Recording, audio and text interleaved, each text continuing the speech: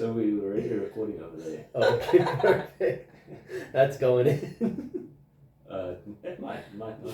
But so now, what we need to do is... Excellent. Now it's all synced up. Yeah, now It's all synced up. This is... Welcome to all the listeners and viewers. Shout out to Natalie's daughter. Sorry, cousin. I can watch this one. Yeah, shout out to what? My daughter is Jordan. Shout out to Jordan, a new fan. Natalie propagating. It might take us a while to just calm down. We had some shenanigans setting up the cameras, I'm just autistic. It's not. Marco, we can't use those words, Marco. Now that we have two people watching this. Now that we have two people watching this, I'm not sure you can. We say don't know. that. I might be on the spectrum. I do not want my daughter watching the show. Okay, so You gotta say that into the microphone now. yeah, and it's. I don't think we're necessarily leaning into what apparently is working for us, but apparently from the feedback we've gotten, people don't really care about the things we talk about. Mostly just that our laughter seems to be infectious. They don't understand. Full stop. No one understands. I'm not even sure we understand. It's kind of like the Three Stooges. You don't know what they're saying. But it's funny. Very... Was I repeat that? No, I you're good. I think we got it. So I don't know. Should we even attempt to have like a normal intro, Marco? I don't even know what we're talking about tonight. Okay. So I was just gonna say- serious moment. We plan to have Dirk on the podcast this evening, but he has got some serious personal issues he needed to attend to tonight. Yeah. So just I don't even know, a moment of silence or just like thoughts and prayers for Dirk at the moment. I think he's going through a tough time, and we're a bit bummed that he's not here this evening. But we hope everything works out on his side. Absolutely. Yeah. So kind of a bit of a buzzkill on that note. But I think back to regular scheduling. So in absence of Dirk not being here, so we planned on running it back and talking about what happened with Marty's Ultimate 2019, how they went from deeply in debt into a burgeoning Dirk solvent did some operation. wild stuff in terms of taking us from like 100,000 rand in debt to us being a solvent, or I don't know the financial words. Not in Profitable. debt anymore. Yeah, We weren't profitable. Profitable club at Monty Sports was university. taking all of our money, but at least we weren't in debt anymore. Yeah. And that was in 2019. In when 2019. Marty's hosted the Nationals. Yes, that's why we were in debt. So Because we really messed up on that one. can you, Apparently, fields are expensive. Marco? What did the fields cost to host at Nationals for Marty's? What would, do you have any insight regarding the cost? I don't remember the exact figure, but I think it was somewhere close to like 40,000 rand. Okay, But the whole like and that's for the entire accounting weekend. debacle became, we were a part of Monty Sports. They were like renting the fields to themselves, and there was like an accounting error somewhere, and they ended up charging us like way more than what they were supposed to or whatever. But it was a whole mess. But yeah, the fields were really expensive. Okay. Now they so- did paint the lines for us. Essentially, we weren't rugby, and they were not happy about that. That's what it boiled down to. Okay, so one of the and I think why we're touching on this is, and we had a discussion on the 13th of November regarding the SASO proposal to change the seasons around, and one of the issues that were raised there was we can't find any fields, no fields. Ghost, the well-established club, said that they if the seasons were to swap, they would probably disband as a club. Because R.I.P. Ghost. listen, Become ghosts. I might be paraphrasing, but to my knowledge, Marty's kind of made Ghost disband in 2020. I don't know if it was entirely us. What happened was we played one game in 2020 and we beat them bad, and then Ghost kind of stopped existing. So COVID, I think. I mean, that was COVID pre-COVID. took them out. Yeah, COVID happened, and then everyone stopped playing, but Ghost never came back. So I mean, stands to reason. we were the last team to play him. You were indeed. Just remember, we've got a second camera. Oh, there. yeah. That was for the special shout-outs. Yeah, we should actually do all our shout-outs just into that camera. Yeah, shout out to Raid Shadow Legends. Shout out to Raid Shadow Legends. Please sponsor us. Yeah, hello. Our fictitious sponsor, HelloFresh, saw our content and they dropped us. You know They who were would like, never sponsor us? BetterHelp.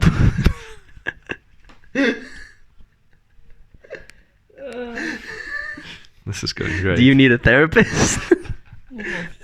Call me. So this You need is a therapist. for everyone watching. Marco is doing okay. I'm doing fine. He's doing fine.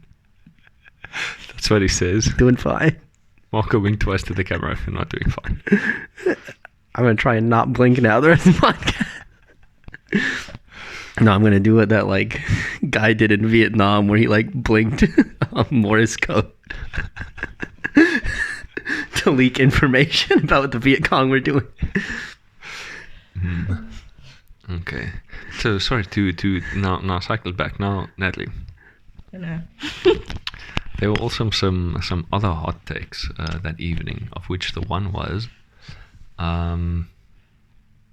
that I think we spoke about this on the previous episode or installment, but the Cape Town women said that they don't like playing women's ultimate because it's not competitive. Did we cover that last We time? did talk about it. We didn't necessarily, I think, go much into depth, but Okay. there's not much depth to really go into. But Natalie, as the No. I have a hot take. We talked about this like 2 nights ago. I think the Cape Town women's scene is extremely competitive. Okay, Natalie, I think you and Marco should get on whether Cape Town Ultimate Yeah. scene is extremely competitive. No. I think I'm aligned with Marco on this one. Here's my argument. Competitive games happen between teams that are closely matched in skill level. And I think the 3 teams that exist in the Cape Town women's scene, Craft, UCT, and Leftovers? Or Hot Sauce? I don't know what they're Hot called. sauce. Yeah. I'm not going to pretend that I know anything I think it's about what they're called. Yeah. Okay. Well, I spoke to Christine. She's like Leftovers exists. Yeah, Leftovers Yeah. definitely exist. That was big takeaway from Christine. And she was like, they call themselves that. That's not. Yeah. But yeah, I think Which you would know, Natalie, if you watched the most recent episode. I did. it sounds like you didn't watch it. It sounds like Whether I took anything in is a very different you didn't story. watch it. But anyway, I think Again, we're sorry. I'm sorry. We're so sorry. I'm so sorry. Christine is a saint. Christine is a saint for doing this. We Yeah. blindsided her. She thought she was just casting a game. Yeah, and we were like, Next tell us to the- about women's ultimate. Sorry, Mark. But anyway, I think it's very competitive because they're fairly matched skill level wise. I think that like when anyone can win any one of the points played. So like typically in an ultimate game when you pull, you're playing defense and you only have like a 20 to 30% chance of winning that point. I think and the women's scene in Cape Town. They pull, and then it's a 50-50 for who's going to win that point. And that makes the games very competitive. That's my hot take. No, I do think that definitely I think the Cape has, I think, the most competitive women's teams that I've seen. I don't necessarily have a lot of experience there. Bunnies was quite good when they were around. But no, Natalie, when you say competitive, Yeah, what do you mean when you... is it? It's How do we define it? Can we define competitive? Yeah, define what you mean by competitive. it's not like I would say competitive. I know that doesn't make sense. I know it doesn't make. What do you but mean? It's define the word competitive. Okay, in this- Can we? Let me. I think we might be good. We'll just test. Yeah, we'll just. Yeah, kind of we'll test. see what happens. So, I would say I would be doing ourselves a service. Let's say start off. Can a single team or entity exist in a vacuum and be competitive alone? Or is competitive, now what I'm getting at is competitive only something you can be in relation to something else? No, I agree. There has to be... You can't just be like, I am the only team in Cape Town, I'm a competitive team. What do we mean when we say competitive? No, for within the teams, there definitely has to be, or for a team to be competitive, you need more than one team. As you kind of have to have something to measure yourself against, in a sense, or to play against, to see whether you are the better one or not. And I feel that's where competitive comes in, is you want to show your skills and show that you're better, show your... Well, as we yeah. said earlier this evening, we have phones. Well, two of them are busy recording. And Marco, can you quickly just get us the Webster dictionary? Yeah, no problem. Of competitive. Because I think we might have accidentally stumbled. I do upon maths, not English. They would be proud of your ignorance, Natalie. That's how they got me to Frisbee. So what we expect to see, I think, is that competitive, well, whatever it is, outside of Frisbee, if you are competing in a market, it's probably, well, in commerce, you've got people delivering similar products and services for similar prices. So it's, again, I don't think you can be competitive in isolation. Marco, what is the Webster dictionary definition of competitive? So we got a couple definitions. Okay. So the first one is relating to or characterized by competition. So a competitive sport. That's the example for that one. The other one is as good as or better than others of a comparable nature. A car industry competitive with any in the world. As good as or better than another when compared to. Is that, just read that definition again quickly, Marco? As good as or better than others of a comparable nature. Okay. That now, I think I know exactly where this discussion is going.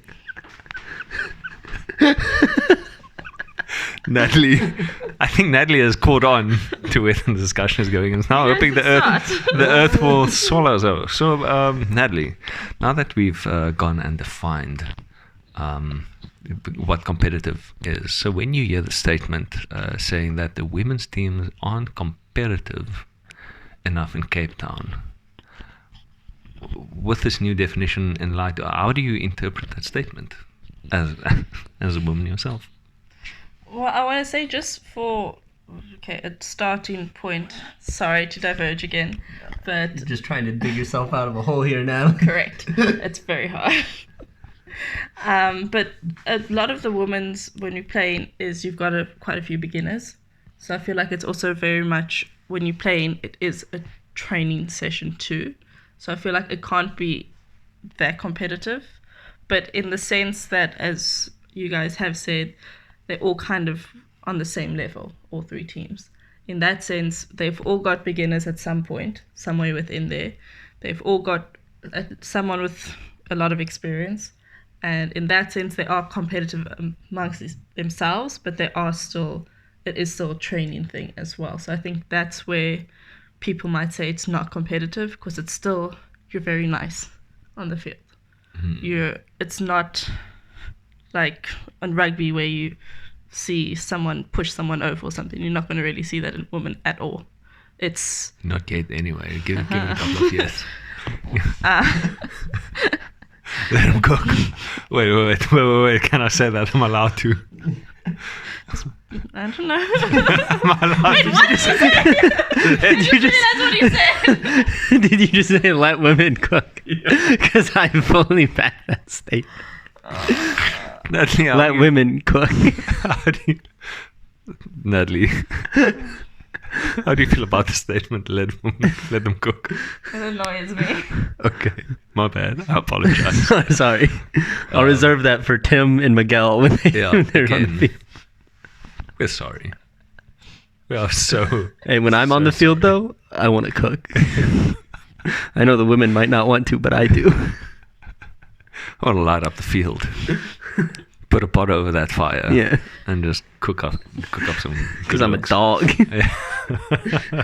So now again, this is I think all our shout outs go to that camera. This is the Louis Cancelment. Oh, I have something big.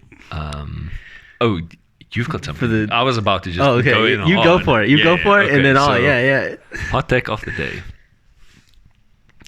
When women in Cape Town say that Oh, I think the we have the scene- same. We have the same hot take. Oh, we're gonna say it at the same time. When women say 2, 1. in Cape Town that the scene isn't competitive, they just mean that they don't get to win as often as they usually get when they're playing mixed. Oh, I was gonna say,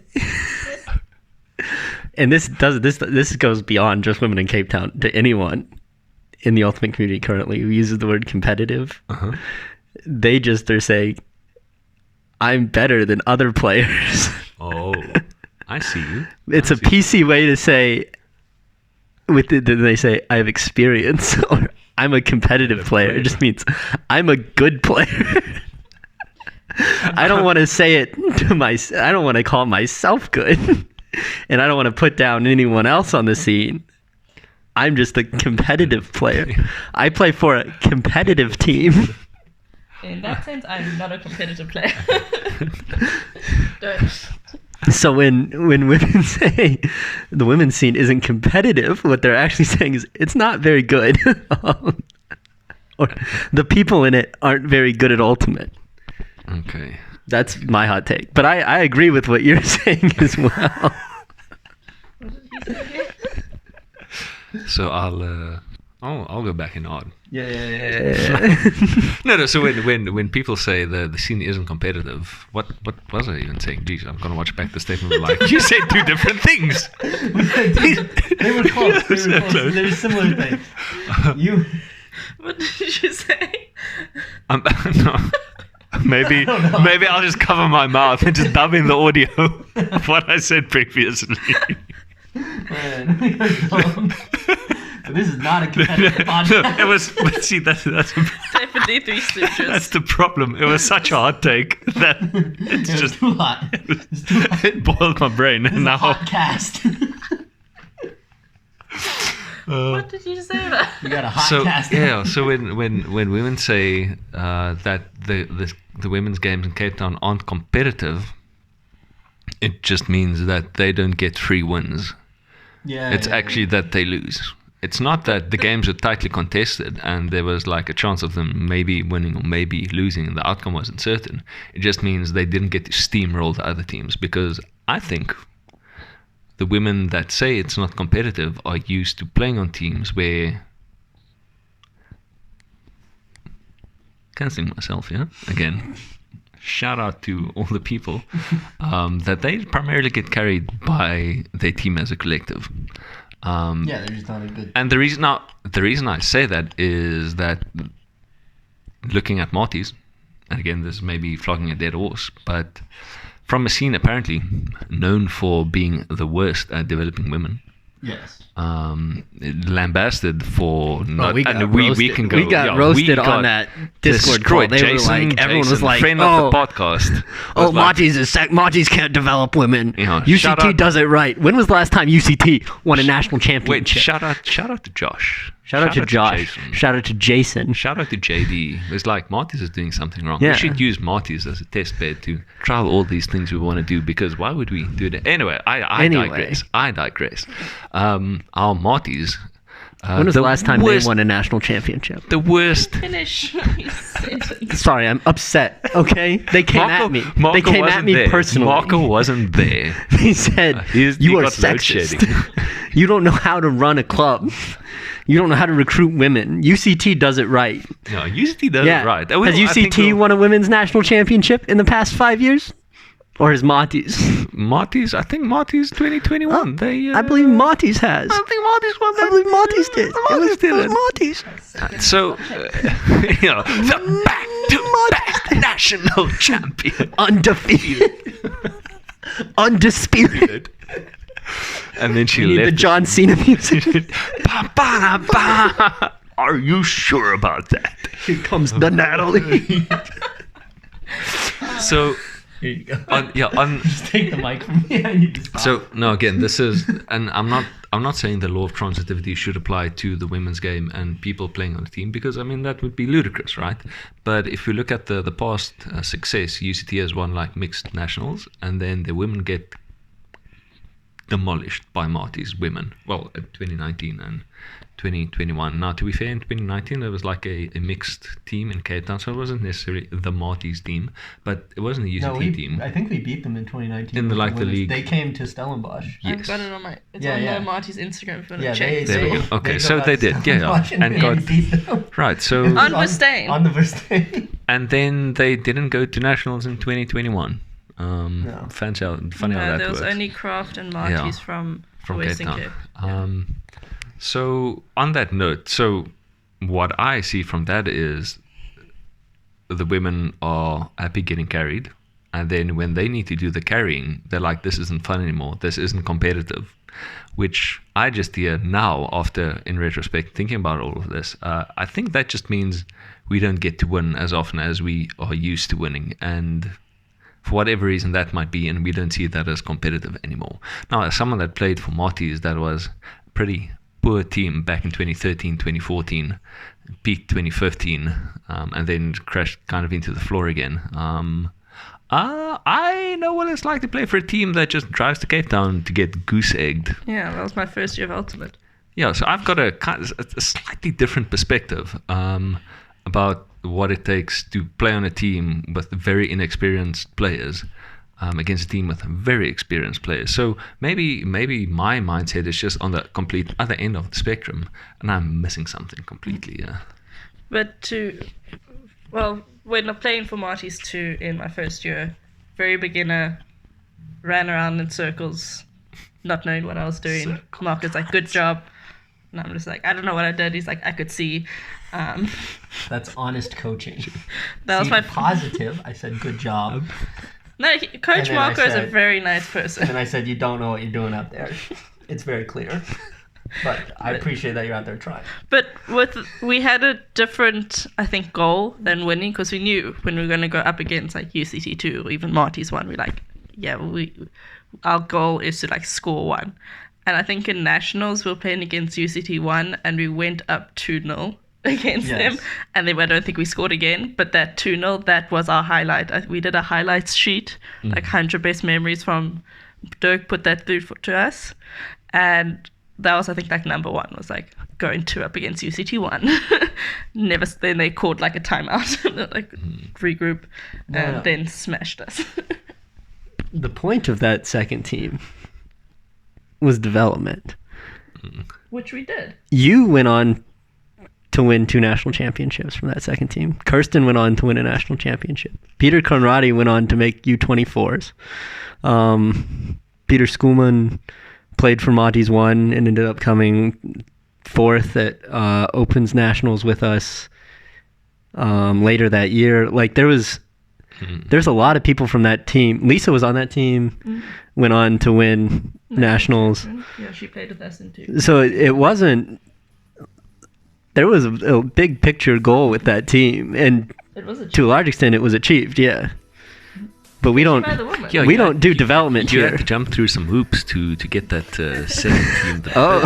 Marco. And I don't think the people know about this story. Let's hear the story. So Marco, That's an interesting way to go into that story because that team was oppressed.